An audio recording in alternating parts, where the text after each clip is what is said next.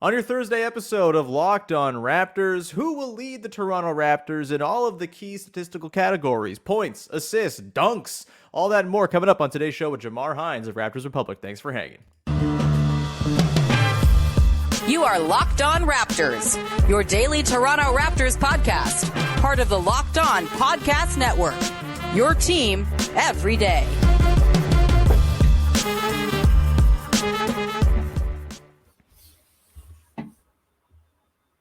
Hey, what's going on? And welcome to another episode of Locked On Raptors, part of the Locked On Podcast Network, your team every day. It is Thursday, October the 12th, and I'm your host, Sean Woodley. I've been covering the Toronto Raptors now going on 10 seasons on various platforms. You can find all my work over on Twitter, or whatever we call the website these days, at Woodley Sean. You can follow the show at Locked On Raptors on Instagram, and you can go and join the Locked On Raptors Discord server. The link is in the description. Come hang out. It's a great place to be with all sorts of sickos just like you who can't get enough talking ball with people on the internet. Come hang out. It's a great place. Lovely little community we got building around the show, and it should be a pretty poppin' spot to be during Raptors games this season. So hit the link in the description. If it's not active, if it's expired, just shoot me a DM. I'll get you the link at any time as well. All right, today's show is brought to you by our friends over at FanDuel, the official sportsbook of Locked On. Make every moment more. Right now, new customers can bet $5, get $200 in bonus bets guaranteed. Visit FanDuel.com/LockedOn to get started. And also, be sure to visit all your favorite podcast apps and YouTube to subscribe, follow, rate, review, tell a friend, and support the show for free. Get those episodes each and every day fresh into your feed. All right. On today's show, we're going to run through a pretty basic preseason exercise. Who will lead the Raptors? Who will be the top three Raptors, that is?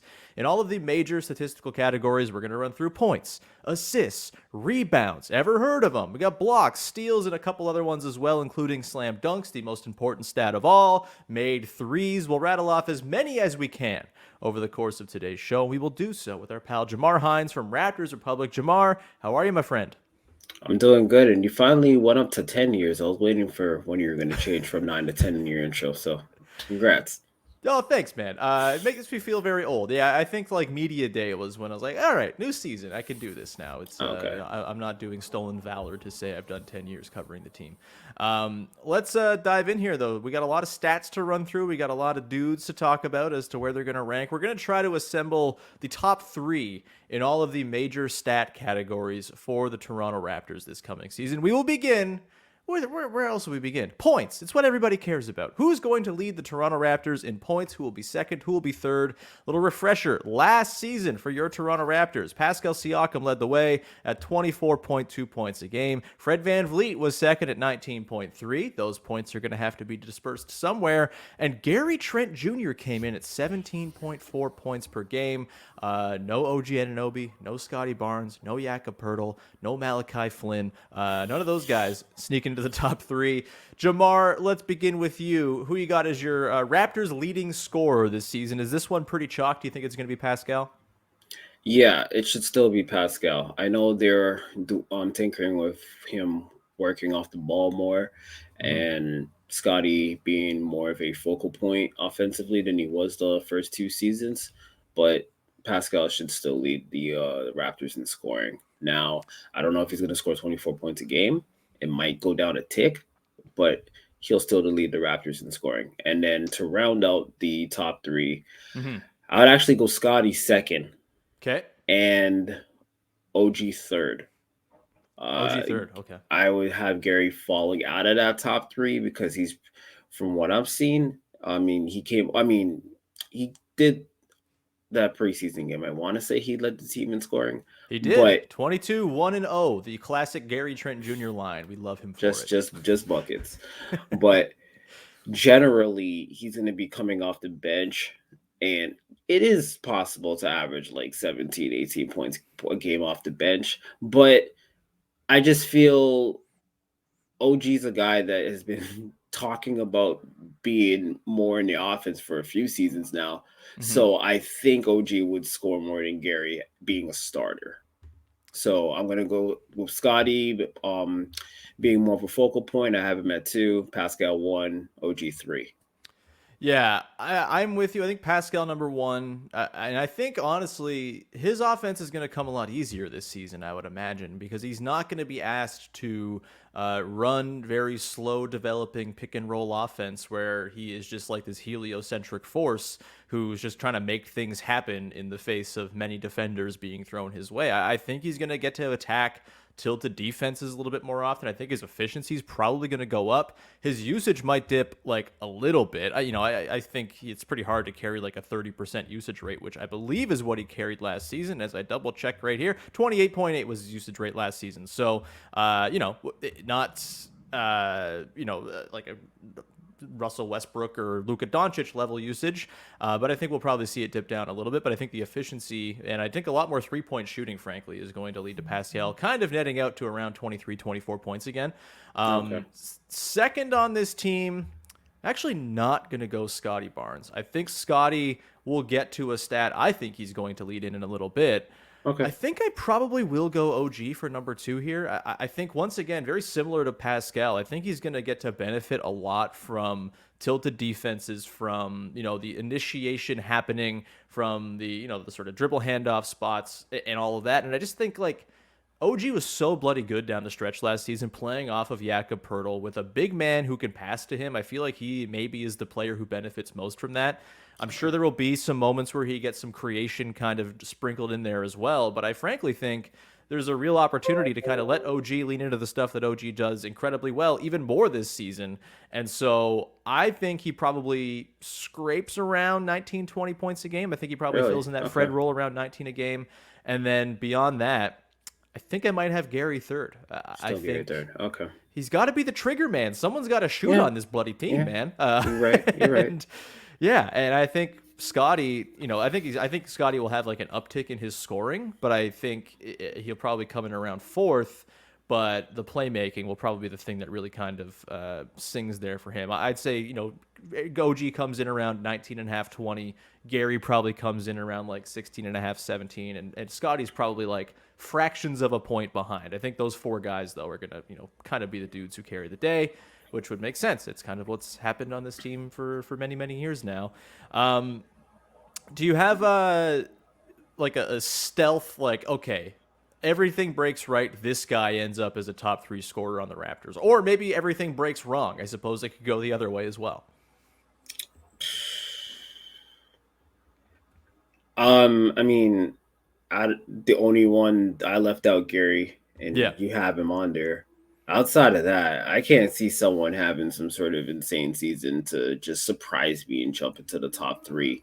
Like, I mean, I don't think I think Dennis's minutes are gonna like kind of interchange sometimes when it comes to starting and coming off the bench. So I wouldn't Hmm. pick him. That was the only other guy that would come to mind. I think he's pretty chalk, to be honest.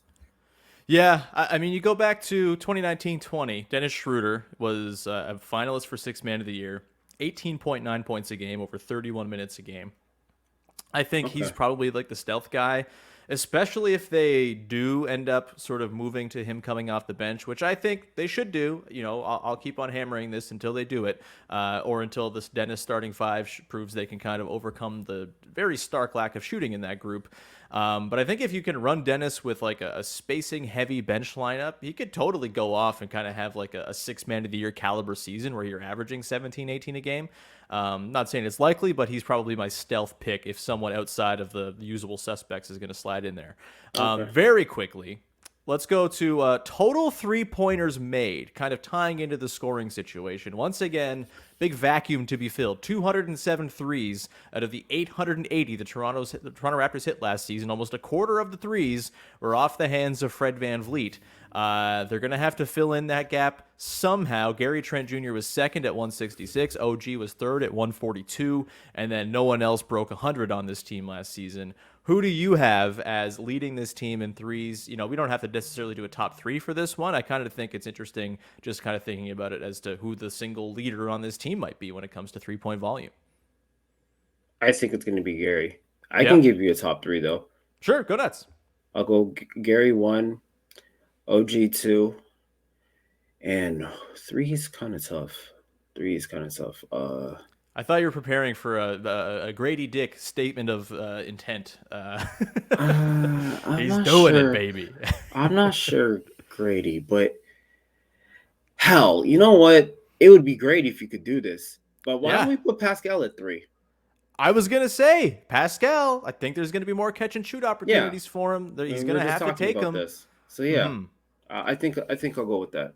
And he was third behind, for takeout Fred, but third behind Gary and OG last season. So it is Right. sort of chalk, but I think, there could be, I think, a pretty significant uptick for him. He hit 93 threes last season. If he can break like 120, 130, that would be absolutely lovely and pretty critical, I think, to the overall health of the Toronto Raptors. We're going to come back on the other side, Jamar, and get into playmaking. Who's going to lead this team in assists? I think this is probably the most interesting question considering how this team figures to play. We will get into that in just 1 second. But first, must tell you, better friends over at FanDuel, the #1 sports book in all the land. And right now is a perfect time for you to get in on the action with FanDuel to get into the early going of the NFL season. Right now, new customers can get $200 in bonus bets guaranteed when you place a $5 bet. That's $200 in bonus bets, win or lose. There's no downside there. You make a $5 bet, you win, great, you lose. Hey, you get $200 in bonus bets anyway, and you can use those bonus bets on anything from spreads, player props, over-unders, and more. The app is super easy to use. There's a wide range of betting options,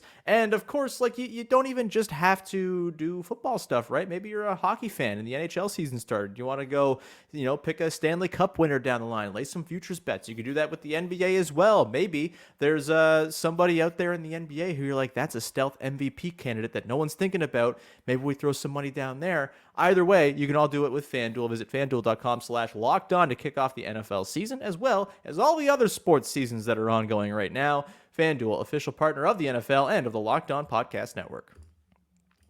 All right, we continue on here. Jamar Hinds here for your first listen of the day. Thanks so much for tuning in. Thanks to the everydayers. We love you. You're the best. And if you haven't yet, go and check out the last couple days worth of shows. We talked about some interesting questions hanging over the team with Katie Heindel yesterday. We recapped the first preseason game on Tuesday with Big V. You can go and check those out as always. Okay, Jamar, let's go to assists, shall we? Once again, a pretty big vacuum at the top of the assists chart for this Toronto Raptors team. Last season, of course, Fred VanVleet led the way on a per-game basis at 7.2 dimes a game. Second on the team was Pascal Siakam at 5.8. Third, Scottie Barnes, 4.8. Then a drop-off from there, Jakob Poeltl, 2.2. I believe he averaged like 3.5 after he came to the Raptors. And then not a ton of like traditional playmaking types beyond that. Gary Trent Jr., Anunoby, just kind of scraping around 2 a game. Who you got leading the team in assists this coming season, Jamar? I think this is a very fascinating question with many potential answers. Okay, well, we're hoping for the Scottie jump. So I have his numbers probably a little bit higher than you because I had him leading second leading scorer. I want to see him lead the team in assists. Yep. And then I would put Pascal second and Dennis Schroeder third. I think that checks out pretty well. Dennis Schroeder is a weird one, right? Because like he has plenty of assist potential. I feel like he also, he kind of, maybe historically, Yeah. though, he was. I mean, I know this was like a starter type minutes, which not fully guaranteed to have that here, but like back in Atlanta days, he hovered around 6-7 assists a game. So I feel like he does enough playmaking where he would be that third guy. Because after Scottie and Pascal, there's a little bit of a drop off when it comes to playmaking. You mentioned Poeltl, which he can do some playmaking as well, but I don't think I hope he's not third in assists because that might be a problem if he is. So I'm thinking Dennis is going to average more assists than Poeltl. See, we'll get to Dennis versus Poeltl in a sec, because I actually think that's kind of fascinating. But I agree. Right. I'm picking Scottie Barnes to lead this team in assists. I'm actually going to pick Scottie Barnes to average like 7 assists a game. I really think. I can see that. Yeah, like even like 7.5. Like if he can put up a line of like 17, 7 and 7 or something like that, 18, 7 and 7, maybe that seems a little bit underwhelming, but I think that would indicate like, okay, like there's some facilitating chops here for Scottie Barnes. And the passing vision is just undeniable. There's going to be more opportunity for him. He's going to have the ball in his hands. We saw tons of the dribble handoff stuff with him and Jakob Poeltl in particular in that opening preseason game. Yeah, I think with the amount of responsibility Scottie's going to have, and, it's going to be incumbent upon him to sort of make defenses not play the pass on him so much. But I think there's a real possibility that just the extra responsibility is going to lead to a whole lot of dimes for old Scottie Barnes, which is very exciting. I like to watch Scottie Barnes do cool passes. Also, transition. I think he's going to be a total monster in transition this season. I think that'll lead 100%. To quite a few dimes a night, as well as I think this team is very much going to prioritize running off of misses, grabbing and going, stuff like that. Pascal, I find to be totally fascinating here because the last couple seasons, his assist numbers have been over 5.8 last season. He was, up near 7 at the start of the year, just like a total heliocentric force. I almost wonder if it's healthier for the Toronto Raptors if he's averaging somewhere more in like the 4.5 range, just to indicate that he's not being tasked with this gargantuan burden of being on the ball all the time and creating all of the offense through these probing pick and rolls and meandering drives. I think if he can kind of trade in some of that playmaking for just kind of attacking the second side of the defense, you're probably looking pretty all right, Jamar? I could see that being the focus early, where, his assist numbers might be lower than what you're used to because they want him to, do more off-ball things and not carry the offense as much as he did last year, especially. But I feel as the season goes on, I feel like that's going to start to tick up, and he's probably going to end the year in like the mid 5s still. That would be my guess. Yeah, that makes sense. I mean, even if Scottie makes the jump up to, if we're just going on like the math of assists, and look, the Raptors were not exactly a team that was rich with assists last season. It just, if they're putting up 28 to 32 assists every night, like it seems like they want to, based on the first preseason game that we're going off of and drawing all our conclusions from. Just the math says that there will be more assists to be had for everybody, and obviously the 7.2 that Fred dished out are going to have to go somewhere. So by sheer force of math, maybe 5.5 is a pretty reasonable guess there for Pascal. Maybe I'm kind of lowballing it to say 4.5. The nice thing is he can do it, right? And if ever he's put in a spot where, if Scottie misses time or, the defense is, lining up in a way that it makes sense to run things through Pascal, he can certainly do that, and will have those big ballooned assist nights and triple doubles and stuff like that certainly throughout the season. I just think it'll be less of a priority, so I probably would put it around 5 that he comes in at as the number 2 assist guy on the team. You mentioned Yak and Dennis earlier, and I think this one is super interesting. I also kind of mentioned previously Dennis maybe kind of encapsulating what he did during the 2019-20 season in OKC, where him and Darko Rajakovic had their beautiful, fruitful friendship spawned and all of that. He was a 4 assist a game guy that season, again playing off of Chris Paul and Shai Gilgeous-Alexander. Of course, the Raptors do not have a Chris Paul who is going to command the offense and accrue assists at a league high level or anything like that. But I do think that with the number of guys through whom it seems like they're going to want to run things, from Yak to probably a little bit of OG here and there, to Scottie, Pascal, Dennis, even like Thad Young based on the first preseason game, I do wonder if we probably see like a little bit of a dip in Dennis's sort of assist totals from the last couple seasons. Last year he was at 4.5 with the Lakers. 4.6 in the 21-22 season, where he split between Boston and Houston, where he was not especially very good. He's kind of been in that 4.5 to 5 to 6 range over his career. But those 2 seasons in OKC, he kind of dropped down right to around 4. And I wonder if maybe that's sort of where he's going to slot in on the playmaking hierarchy on this team. There will be those quick, easy assists to Jakob Poeltl in the pick and roll and stuff like that, but I don't think they're going to be able to run a ton of traditional pick and roll without all the shooting that you typically want to have when you run spread pick and roll. And I just think Yak at the elbows, there's some real potential for like 4 assists a game there from Yak. Like, I don't necessarily agree that it's a bad thing if he's third on the team in assists. Like, what would give you troubling sort of feelings if that were the case, Jamar? I just feel that if Yak was third in assist and Schroeder's not doing enough playmaking. Fair. It's just really as simple as that, where I I would expect Schroeder's assist numbers to not really change. It'd be somewhere in the mid fours. And I just feel like if you're depending on Yak for that much playmaking out of like the high post area, that's probably not a good sign towards like, you know, as good as the offense should be. Right. So I mean, well, what am I talking about in terms of the offense? In half court, still probably not going to be very good. But I'm just saying, even for even for our like expectations not really being that high, if we're depending on Yak to be third, as an assist guy, I just think that means things would be bogged down more than it should be. I guess I feel like it's less of a dependence thing and more of a just the way the offense might flow. Like I think Yak is going to be used as a hub quite a bit, whether it's as a handoff guy or as someone kind of working the short roll and the pick and roll. Not that I think there are going to be tons of opportunities for him to really work the short roll because I don't see many of the Raptors ball handlers drawing two or anything like Yeah. that. It happened a couple times with Schroeder in the preseason game. I was like, oh, well, all right, that's great. I would love to see defenses that are not the Kings defense kind Right. of, Yeah, and and whether that's the they'll other do thing you similar got to bring things. up. Yeah. Yeah. Yeah.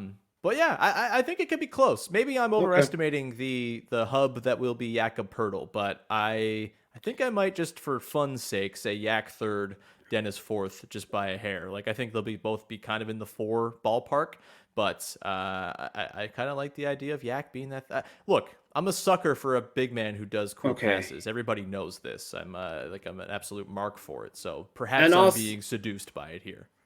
there's probably times we saw it a little bit last season where Jakob doesn't even close games. Maybe Yeah. Precious to close his games. So I don't know. I mean, I guess you could say the same for Dennis, not always starting and stuff like that. So yeah, it is an interesting debate, but we'll see. Yeah, for sure. I guess this probably becomes more of a thing for Yak's, like tilting in Yak's favor if Dennis isn't starting, right? Where, Right, um, you know, 100%. Dennis maybe is more focused on just kind of getting buckets off the bench. Yak is working as a hub with the Scottie and Gary and OG of it all, and that kind of leads to a little bit more playmaking there. But either way, an interesting one. We're going to come back on the other side. We're going to run through a few more very important stats, including rebounds, steals, blocks, and of course, dunks, the most important of all the stats. We will do that in just 1 second. But first, just a reminder, go check out Locked On Leafs every single day. The Buds with a nice comeback win last night. Looks like they're going to score a lot of goals, give up a lot of goals. That's fun hockey, baby. Go listen to Locked On Leafs with Mike and Dave as they're breaking it all down for you each and every day over on your favorite podcast apps and on YouTube. All right, Jamar, let's round this thing out with Sure. a rapid fire, if you will, through the team leaders and various stats. Look, rebounds, probably the least interesting one. Okay. Jakob Poeltl's going to lead this team in rebounds, right? Yes. Pascal Siakam will probably be second, and Scottie Right. Barnes will probably be third. Do you have Right. anyone who is Nope. going to burst into that top 3? Nope, that's my 3. Done. OG could possibly challenge, but I don't see it. Yeah, actually, OG on the team was 6th last season on a per game basis. Precious was 4th at 6, and Okay. Boucher was Okay. 5th at 5 I and was a just half. doing that off the top of my head, so okay. Yeah. If Christian Koloko were healthy and, kind of figured to be the backup center, which we don't really know what the situation is there with him right now. Hope all is well with him. I might kind of pick him as like a stealth dude to average 5-6 boards a game, but he averaged 3 and 13 minutes a game last season. It's pretty nice. He's a big dude. But I don't think you can count on anything from Christian Koloko right now, unfortunately. I do think offensive rebounding is going to be a fascinating stat to watch. I think Yak might challenge records for offensive rebounding because I think Darko Rajakovic, wants to hammer the offensive glass, and B, Yak is good enough that you can kind of just have him be the sole offensive rebounding crasher type, and you can kind of maintain the integrity of your transition defense while still having your cake and eating it too. Samson Folk and Joe Wolfon talked about this last week on the Raptors Republic podcast, digging into sort of Steven Adams and how he was just kind of used as a one-man offensive rebounding wrecking crew for those Memphis teams that Darko was an assistant on, and I wonder if we see something similar here with Jakob Poeltl just munching up those offensive boards. Pretty exciting stuff. I also think they're going to have a very high priority on defensive rebounding, and he's going to rack them up there. I would expect he actually averages north of 10 boards a game. I would be pretty surprised if he doesn't. He was 9.1 last season. I think the we'll see it. one-man rebounding crew in Memphis is why Jaren Jackson Jr. doesn't grab any boards. Got it. Sorry, Yes. I just had to take a shot. We can move on No, now. take shots at FIBA World Cup fourth place finisher Jaren Jackson Jr. all you want. Let's go to steals, shall we? All Last right. season, obviously, the Raptors loved their steals. OG Anunoby led the entire NBA in steals. Fred VanVleet was just behind OG's 1.9 with 1.8. Gary Trent Jr. was at 1.6. Obviously, no Fred VanVleet on this team. You would assume OG and Gary pretty high up there. Who you got as the third steals man on this Toronto Raptors team? Or maybe you have two guys that are not OG or Gary in that mix as well. Okay, so steals is fascinating to me Mm-hmm. because their defensive philosophy is going to change a little bit, where they're not going to be Yeah. doing as much gambling and running everywhere and trapping and trying to like win the margins, forcing turnovers that way. You heard anybody who was watching the game on TV, Alvin Williams kind of called out OG a little bit because he said he like on numerous plays he's already gambled and they don't want to gamble as much this year defensively. I think you So can allow OG to gamble. He's pretty good at it. OG will still lead. I agree with Gary being high. I was trying to think of a third person. Because everybody else isn't real is either A, not a high steals person, or Mm-hmm. B, won't play enough to be high up in steals. I was thinking my first thought was Dennis, Mm. and he's not even, to my surprise, looking at his numbers, he's not even really a high steals guy. Never been, So no. yeah, Career which is less a than little one a game. yeah, which is honestly a little bit surprising because he can be a pest defensively. He's been known for that. So I just assumed He's he an would have more. ethical pest. He doesn't got to fight for steals. He just is good Okay. at defense. Okay. Interesting. Throw out a little bit of a wild card. Okay. And I mean, this probably won't hit, but let's say what is the health status of Otto Porter? Seems like he's healthy. Seems like he's playing. Because That's he's a good. guy, if he is healthy enough and plays enough minutes, because I feel like he would have some sort of role, he's a guy Mhm. that could possibly be third. Yeah. Possibly. That's a little bit of a wild card, I know, but between picking through Scottie, Pascal, Stennis, none of those guys are high steal guys. So I'm going a little bit off the board here. I like that quite a bit. I think I'm actually gonna go Scotty. Okay. And I think it's because he's gonna have probably more on-ball looks, and I think he's got the length and hopefully the hands to kind of poke balls free once in a while. And I also think like he's gonna be sort of an off-ball rover type, and I think you're gonna see him kind of hawk passing lanes and stuff like that. I think this one's gonna be like razor thin. Obviously, steals it's a low Right. number anyway, so it's Yeah. by nature razor thin. I think Yak is a pretty good sort of like steal getting center type guy. I think Jalen McDaniels kind of He stands a also chance of he being a also decent came to option mind. here. He also Yeah, came to mind, yeah. just don't know how much he's going to play yet, so I have a hard Exactly. time picking him to like with a per game stat, kind of having him in there. But I think this is kind of anybody's ball game. I'll go Scotty for now. I do think OG leads the team. I think Gary's second, and I think Scotty, Yak, even Pascal, Otto, McDaniels, they're all kind of in that sort of fight for third. The very notable and illustrious title of third on the team in steals per game that all these guys will be, building their entire seasons around. Blocks. Blocks. Jakob Poeltl, you would assume, is going to lead the way. Yeah. Who you got as number 2 and 3? Okay, so this is something I would slot Coloco in, but as we already Yep. mentioned, I'm not sure what you can expect from him health wise. Mm-hmm. I'd go Chris Boucher second, Okay. and I'd go Scotty third. Scotty was third last year, tied with Boucher at 0.8 a game. Okay. Coloco would have been, I think, a great pick here. He averaged 1 a game, and again, 13.8 Yeah. minutes last season. He would just have, just being as enormous as that guy is, you're going to accrue some blocks. If think- he gets healthy with his respiratory issues throughout the season, then this would be something I'd put Coloco second. But just for the fact that I don't know is why I don't have him on here. Yeah, I think that makes sense. I think we're going to see Scottie Barnes kind of. I really am kind of bullish on a Scottie Barnes defensive renaissance this season a little bit. Okay. And I think we could kind of see him be almost like a one steal, one block a game type guy. And so I'm going to go Scottie number 2 in blocks. I'm going to go Pascal number 3. I think Okay. there's a defensive resurgence from Pascal coming this season as well. It was kind of a weird season. The last couple of years have been weird because he's had such a burden on his plate offensively. I think the sort of benefits of not having Pascal have to be everything is going to make it so he can actually kind of do more things pretty well. And I think that applies to catch and shoot threes. I think that applies to attacking off the catch. I think that applies to his sort of defensive principles and, whether it's helping on the ball and picking up steals that way or working as the low man and sort of a help defender, which he's been very good at throughout his career.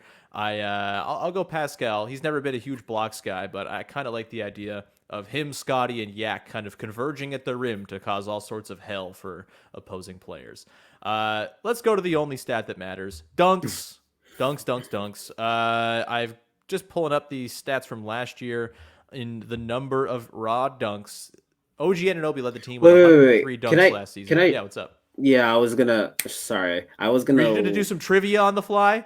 No. I was going to try and because I don't know the numbers at all when it comes to dunks. I was gonna try and guess without knowing the top 3 last year. I'm sorry, I ruined the guessing. Yeah, game. no, but I was gonna have OG guess first. 2 and 3. Anyway. Yeah, okay, I was gonna perfect. have OG first anyway, so that doesn't matter. So okay, OG first, and then after that, it's kind of. I feel like there's gonna be a drop off. I'm gonna go Yak second, although he's not really a dunks guy. Not even close. The look on your face says it all. I'm just yeah. I mean, allow me. Yeah. And then, You know what? No, scratch that. Let's go OG first. Let's go. Damn. People are screaming at home with their own answers, surely right now as well as we've created this guessing game. OG first, Boucher second, and is this your guess or your declaration for this season first? This is your guess? Yeah. Okay. OG first, Boucher second, Scottie third. I was flirting with Precious for a second. Flip Scottie and Boucher, and you got it. Scottie was second with 83 dunks. Boucher was third with 69 I didn't think he had that many dunks. Okay. Yeah, Scottie dunks a lot. Okay, well those are my 3. I'm gonna stick with that order. I'm gonna say Boucher second, Scottie third. I don't know. If we're going by percentage of field goal attempts that are dunks, Chris Boucher at 14.9% is Christian Coloco 32% leads the team from last year. Boucher was at 14.9, Achua at 14.1, just he missed some time. Precious is always in this conversation for dunks as well, and he might be the best dunker on the team in terms of who gets me out of my seat the most. So who are your predictions? Rattle through them quick here. Your 1, 2, 3 in total dunks for the Raptors this season. Oh, I'm sorry. I'm misunderstood what you said before. Those are my top 3. Oh, those are your top 3. Okay. Yeah. OG, Scottie, Boucher. Yeah. Perfect. Boucher. OG, Boucher, Scottie. Right. Okay. I am skeptical of whether Chris Boucher remains in the rotation the whole season, and so I am not going to have Boucher in my top 3. I will say OG, I will say Scottie, and I think I will say Precious as my number 3. Mostly just because I want to see it, because that dude, when he yams, it is loud, it is mean, it is the best. And I think all 3 of those guys, especially Scottie, I actually think I might pick Scottie to lead the team in dunks this season. Take the title away from OG. OG did it in 10 fewer games and led by 20 dunks over Scottie last season, so it's quite a jump to make. OG loves to dunk. But I think Scottie, he's going to be moving towards the basket a lot. I think we could see, and I think in transition, he might just be like a dunking terror. But, and I think we'll see fewer of those OG. Yeah. OG can create a lot of his own dunks. And what I mean by that is just, they're not even on offense and he just jumps the pass and just throws it down. He did that a couple of times, in the preseason game. So I don't think he's going to be challenged, but I'd be surprised. He can surprise me. I don't think he's going to be challenged. Maybe this is also wishful thinking because Scottie's big dunks are thunderous and awesome. I think of the 3-step coast to coast against the Magic in his rookie Yeah, season. Giannis like type stuff. Yeah. Okay, yeah, or like the one on whatever bad Martin twin from the Heat. I guess he's the good Martin twin, Caleb Martin. Yeah. Anyway, that is it for our predicting the top 3 in all the major stat categories for your Toronto Raptors. Jamar, thanks so much for hanging out, buddy. It was great to have you. Anything you want to plug for the good people? Just check my Twitter link. My Raptors Republic stuff is there. Gonna get back into the swing of all the previews and recaps.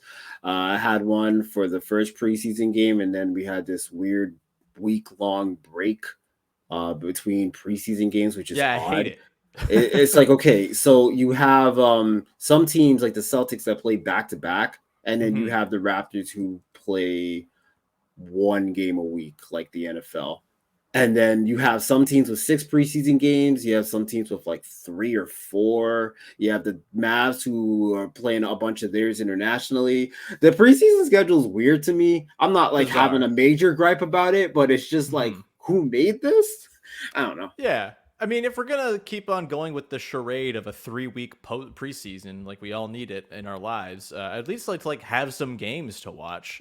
It would be really cool. Yeah, I guess it'll be loaded up next week. Would be nice. Yeah. Anyway, we will leave it there. Thank you, Jamar, for hopping on. Thank you to the listeners for tuning in. You can find me at Woodley Sean. You can join the Discord, link in the description. Come hang out. We'd love to see you there. You can find the show on Instagram at Locked On Raptors. We're on Twitter at Locked On Raptors as well, even though I don't really tweet from that account much anymore, because why would I tweet from multiple accounts on that hell site? Also, you can go and support the show by subscribing, rating, reviewing, following, etc. on your favorite podcast apps and on YouTube, so you never miss an episode. And with that, we will leave you there. We'll talk to you again on Friday. I'm not sure we're going to talk about yet. It might be a little situation of where do the Raptors rank in all the key statistical categories as a team within the league. That'll be coming up tomorrow. Until then, thank you so much for tuning in. We'll talk to you then. Bye-bye.